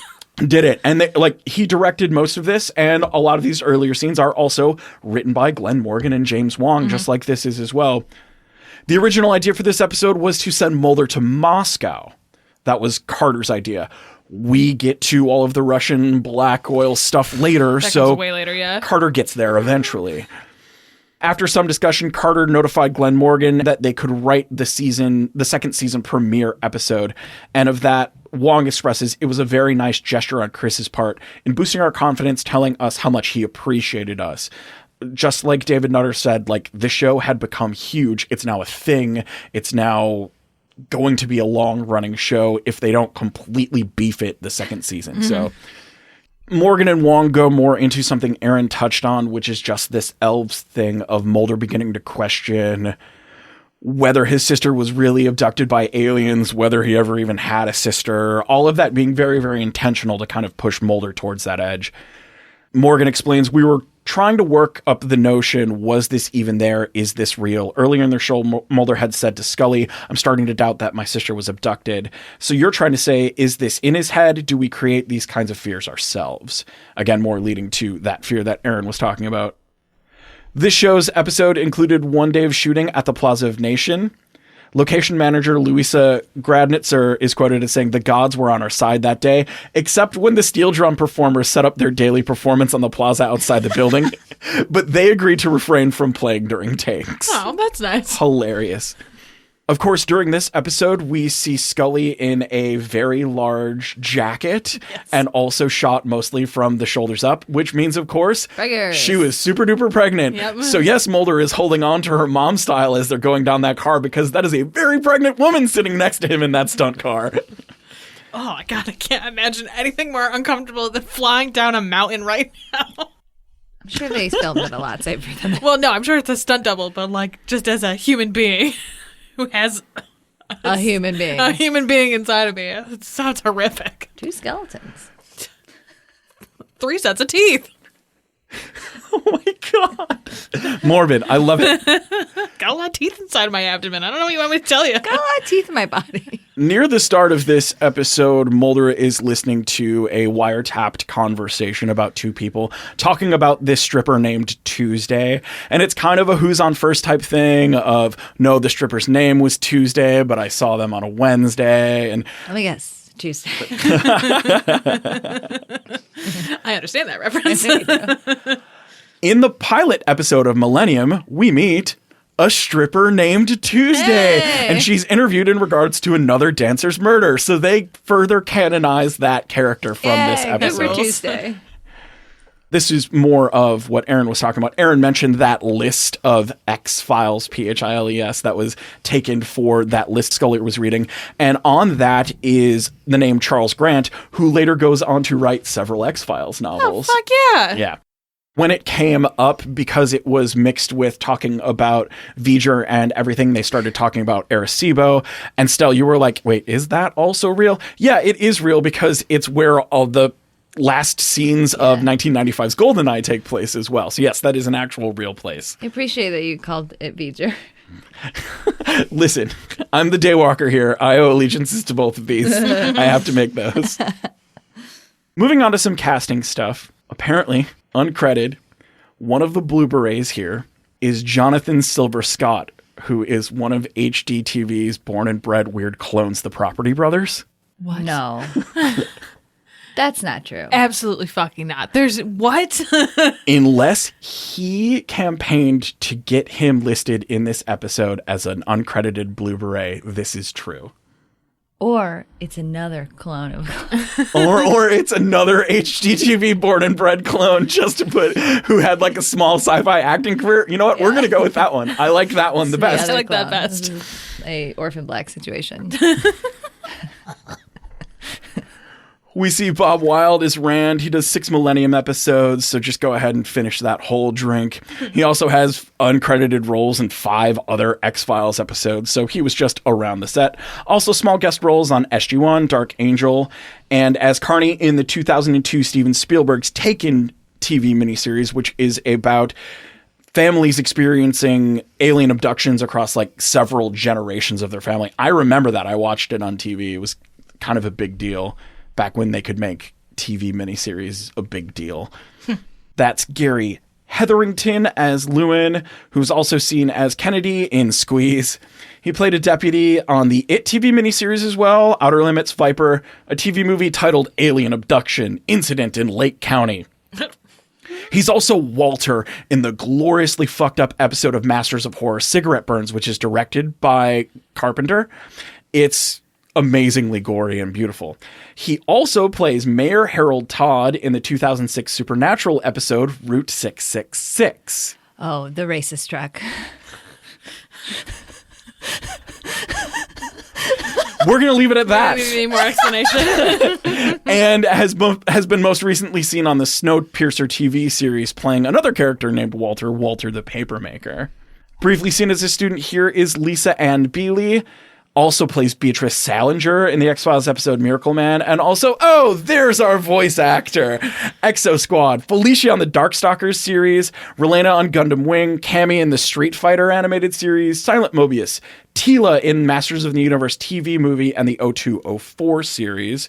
Goku's badass wife Chi-Chi on Dragon Ball Z. Madam Hydra in X-Men Evolution. Murray Ramius on Gundam Seed Destiny. Ender on Doc Hat Roots. Override on Transformers Cybertron, Hallie Linder in Death Note, Noriega in Gundam 00, Thana Elliott in the animated Eternals miniseries. This is me skimming. I do a lot of voice actor run-throughs on this, and hers is one of the coolest. There's just sounds fucking cool. A lot of connecting threads there. It's badass. Evolution is amazing. We mentioned the Blue Berets earlier. We can see most prominently Dwight McPhee as Commander Scowl Face. He's the only one who we really see a good look at his face. Oh, they got away. We already talked about him because he plays Detective Halviz in Clyde Bruckman's Final Repose. Oh, okay. That is Daryl Hayes as Agent Morris. He's also plays Webster on the X-Files episode Shadows, an army doctor in The Walk, and Officer Mark Stanton on a Millennium episode 522666. He plays a bunch of cop characters. This is one of the agents following Scully around in the airport. He plays a bunch of cop characters on shows like 21 Jump Street, Booker, 8 episodes as D.A. Clayton Marshall on The Commish, Viper, Rat Race, Jeremiah, and Smallville.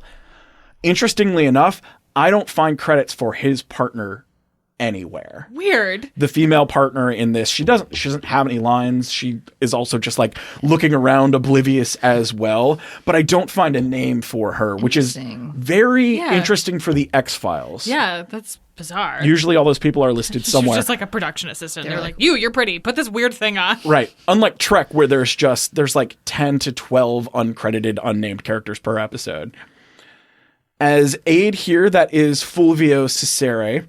He's also priest in Revelations, a security guard in, and also does 4 Millennium episodes. His lengthy TV credits himself, including the Generation X TV movie, which I've mentioned a couple times, the Tori Spelling TV movie, Mother May I Sleep with Danger. Incredible. The Highlander, The Outer Limits, 9 episodes as Richard Sandoval on Dark Angel, 12 episodes as Fred Durkin on the Nero Wolfe Mysteries, Detective Taylor on the previously discussed Tarzan series, Tilt, Max Sorensen on the Blade series, Alistair Thorne on Battlestar Galactica, Colonel Davidson on SG-1, Collins on Continuum, 2 Supernatural episodes. One is he's the Honey Wagon owner in 2009's Sex and Violence. And not all of them come to mind. Like, yeah, of course. The racist truck. That one's pretty hard to miss. You get a lot of them, though. Yeah.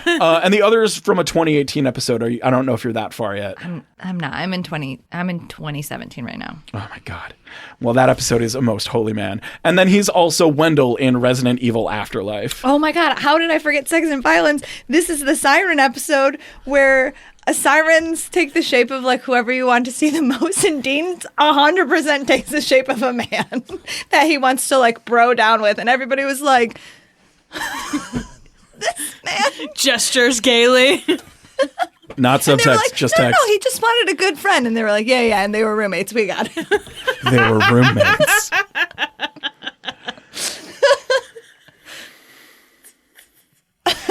That's Vanessa Morley playing Samantha Mulder, and she also comes back to play it a few times. She comes back to play Samantha in Heron Volk, Paper Hearts, Demons, and Redux Part 2, and also they give her a cute little walk-on role as a female agent in a hallway in The X-Files, I Want to Believe, because she's far too old to play Samantha anymore. I can't wait until you see Paper Hearts. It's nuts. I'm excited. Mulder is more crazy in that than he is in this. I feel like a lot of his crazy in this episode is actually pretty justified. Oh, yeah. Fair, that's true. His whole fucking world's been shaken up as well, yeah. He's looking for evidence. He never is like that focused. Aside from doing work on the X-Files, she's also done some voice acting work. She's in that RoboCop animated series, the Sabrina animated series, Gundam Seed, and Seed Destiny, and all the Gundam Seed movies.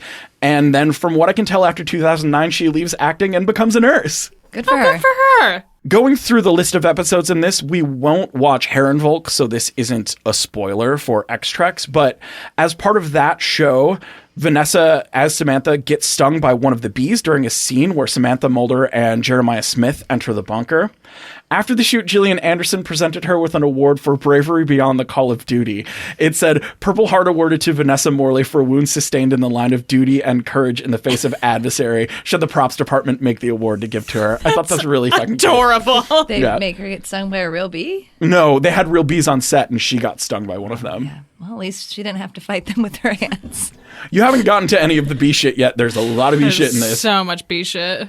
Opposite her, that is Marcus Turner as young Fox Mulder. He also does an episode of Are You Afraid of the Dark this same year. He does some voice work on the Double Dragon cartoon. What episode of Are You Afraid of the Dark? Oh, God, is that another one I have to add on the list to get specific Are You details Afraid for? of the Dark? Okay, well, we'll pull that. I feel like it might It's be. called The Tale of the Phone Police. No, I don't know what that one is. The Tale of the Phone Police is about Jake O'Brien. Loves to make prank phone calls. Unfortunately, the people who mess with the telephone get taken away by the sinister phone police. And once they catch you, you will have never existed. I kind of remember that. Okay. The sinister phone police. That sounds like one of those completely baseless parental threats. Yeah. Just like, if you fuck around on the phone police are going to come get you. It's child propaganda to stop doing prank phone calls. That's Les Carlson as Dr. Troitsky, the cool doctor guy that they go to visit about that. He's also seen as Dr. Spitz in Born Again. He has a cool credit list as well, with film listings including Black Christmas, Deranged, Confessions of a Necrophile. He's also the Christmas tree salesman in A Christmas Story. Oh my God, he is! Yes, he is. I never would have made that connection. And he's also been in 4 Cronenberg movies. He's Barry Convex in Videodrome. He's Brenner in The Dead Zone. He's Dr. Cheevers in The Fly, which I recently learned Stell has seen. Like, I've seen a lot of horror films for somebody who hated horror. And he's the actor in Cronenberg's short Camera. His TV appearances also include Police Surgeon, Anne of Avonlea and Avonlea, The War of the Worlds TV miniseries, Twilight Zone, the Friday the 13th series, Highlander, and Lost Girl. That is Mike Gomez as Jorge Concepcion. We also see him in 2 episodes of TNG playing 2 different Ferengi characters. Oh, cool. He's Daimon Tar in The Last Outpost and Daimon Lurin in Rascals. Other appearances include Hill Street Blues, TJ Hooker, Chicago Hope, Captain Gallardo on Hunter, Desperate Housewives, and 2017's The Aliens. He also has 26 listings for additional crew doing ADR loop crew work, which is anytime they need background noise or like crowd noise through ADR, they get a bunch of people in a room to be like, he's got 26 credits doing that, including films like The Road to El Dorado, Drive, Machete Kills, Logan, and Terminator Dark Fate. So like, he knows a guy or found a niche where he just gets a bunch of work doing that, and I find that fascinating. It's really interesting.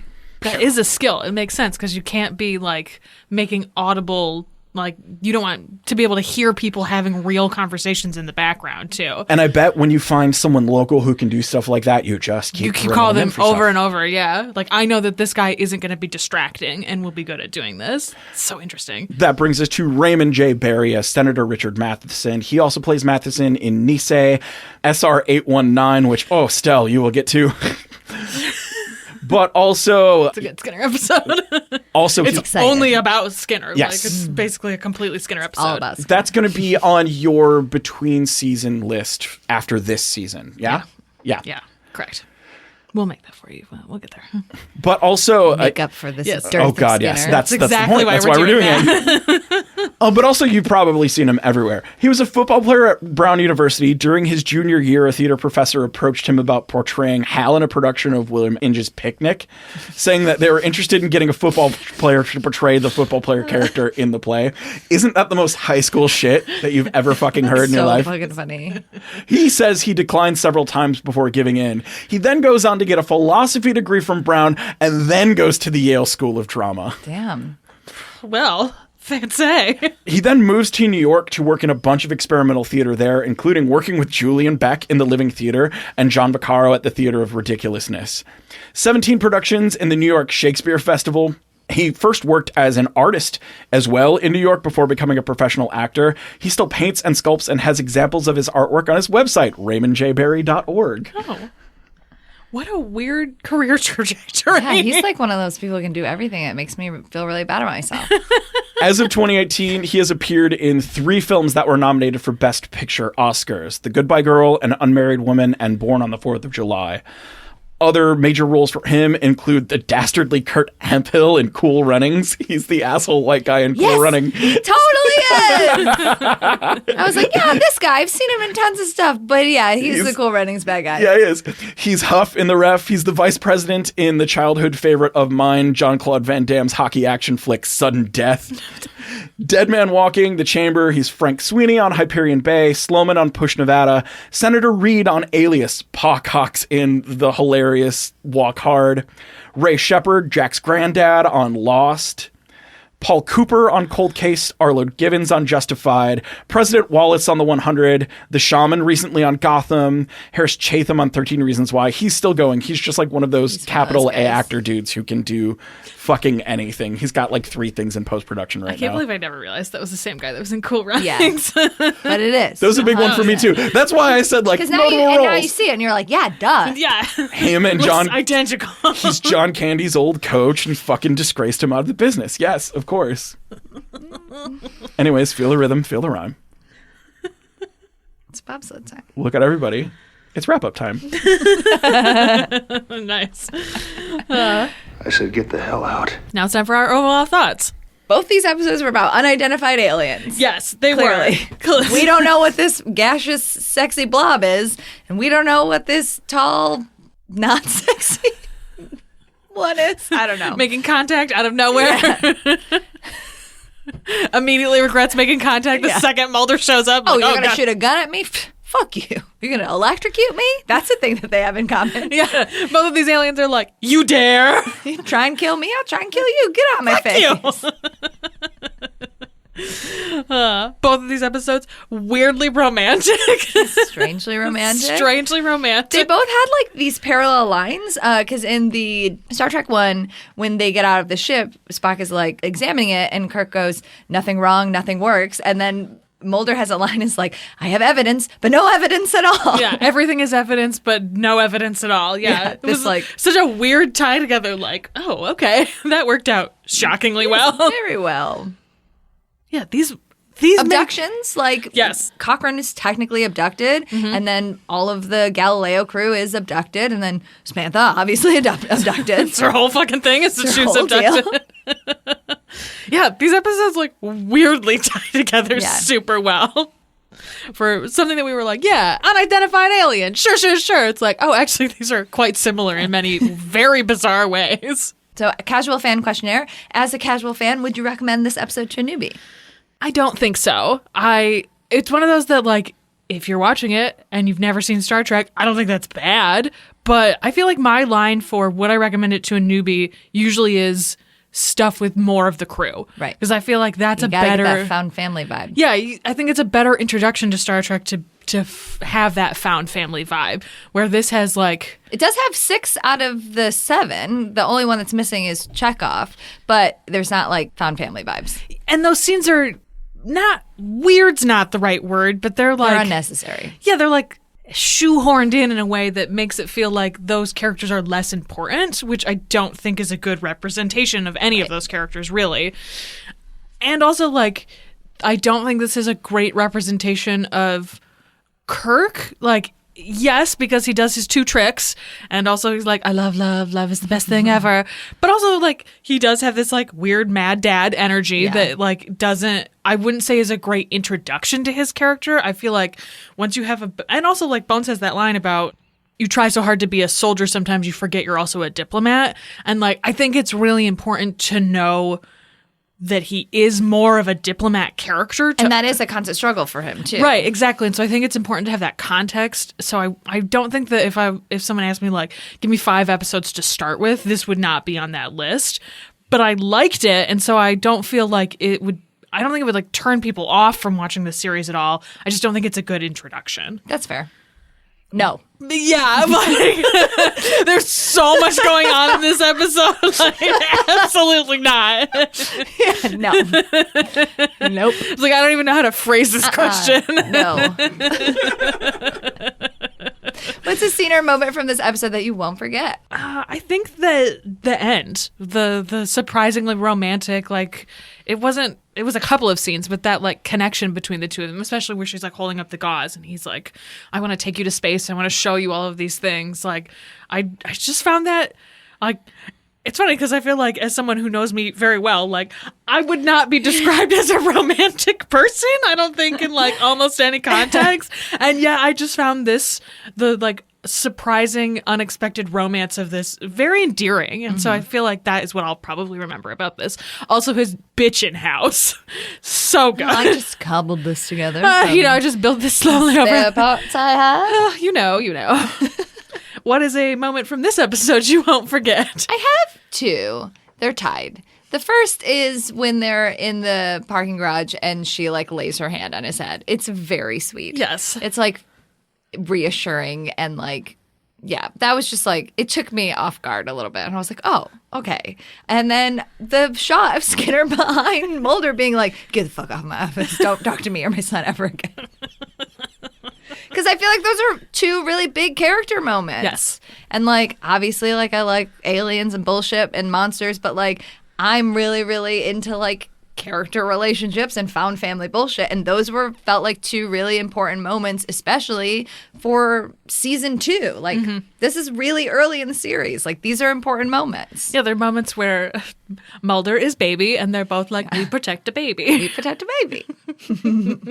Who you shipping? I don't know. It's like the triumvirate is great in this, and I love that scene where they're like, yeah, you had like cloud sex with her. It's totally fine. All 3 of them are trying to explain why, like, it's fine. Yeah, and like I enjoyed that, but nothing about this episode felt particularly sexual with them. There wasn't a lot of text/subtext in this. You pointed out at one point there's those scenes with Scotty and Uhura, and you're like, I loved them. Did best when they get old. Like, yeah, I like reverse ship them. Like, I don't ship them at all during TOS. Like, I'm more into like Chihura or like T'Pring and Uhura.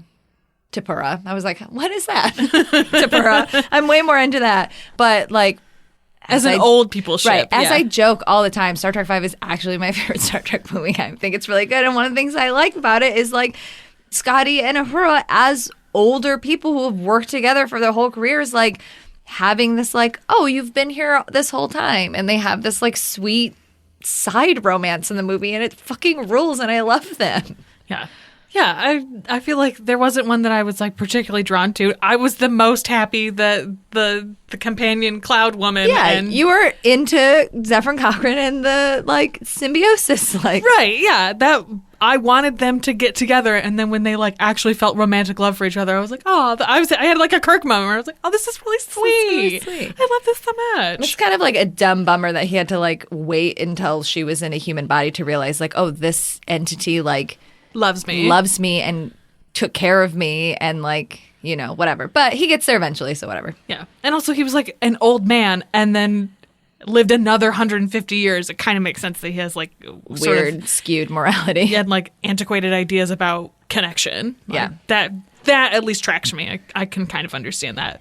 Who are you shipping in this episode? It's weird because like I think this episode is really romantic and I feel like this episode is really personal and like sweet, but it's not like I don't get any vibes of like yeah fuck, which like shipping doesn't obviously have to be that. It's just about the relationship. But like, so I guess Mulder and Scully, but it just was more, I don't know. It's like a fine line of like, it's almost still a friendship ship, but I can see where it's going. And I just want them to be able to be in the same room together right now. And they're not really allowed to. Like, even when Mulder is talking, he's like, they took you away from me. Like, that's really sad. And it's that struggle of like them realizing that they're important to each other and then getting back to each other. So like them, but in like a very specific, like sweet way. I totally get that.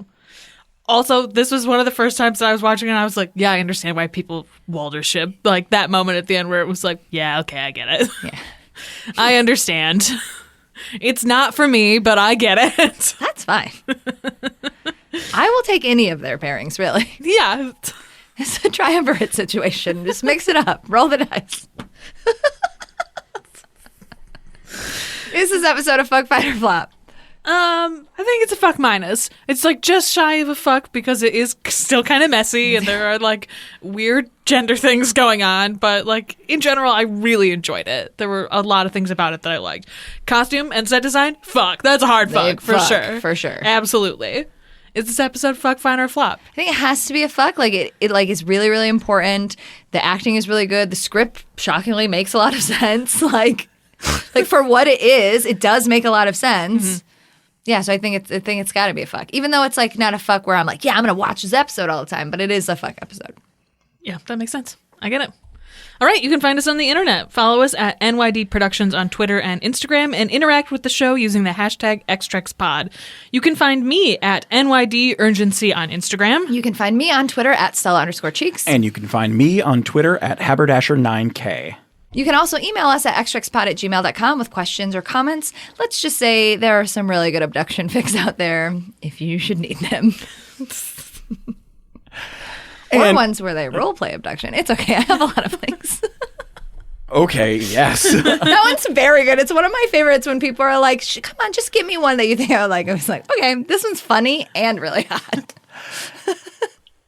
If you want to find those links or you want to find more of our special behind-the-scenes action, like our script notes, a full episode's worth of outtakes, extra podcasts like unofficial channels, and access to our Discord, where I'll be posting my personal outline of my Jorge Fox fic, then check out our Patreon at patreon.com/NYD Productions, where you can get access to all that and more for only $1. Damn it. Got you. Fuck you, I'm so tired. No, we're keeping that. And don't forget to subscribe wherever you listen to podcasts and to tell your friends. We find this nerdy shit is better when it's shared. We'll see you next episode for the immortality episode. In the meantime, believe boldly. Seek truth. Ship proudly. X-Trex is created and written by Stella Cheeks, Erin Cline, and Bobby Hoffman, and produced by Bobby Hoffman for NYD Productions. Our show theme is Alien Spy by Ionix, and our show art was made by Jonathan Curtis.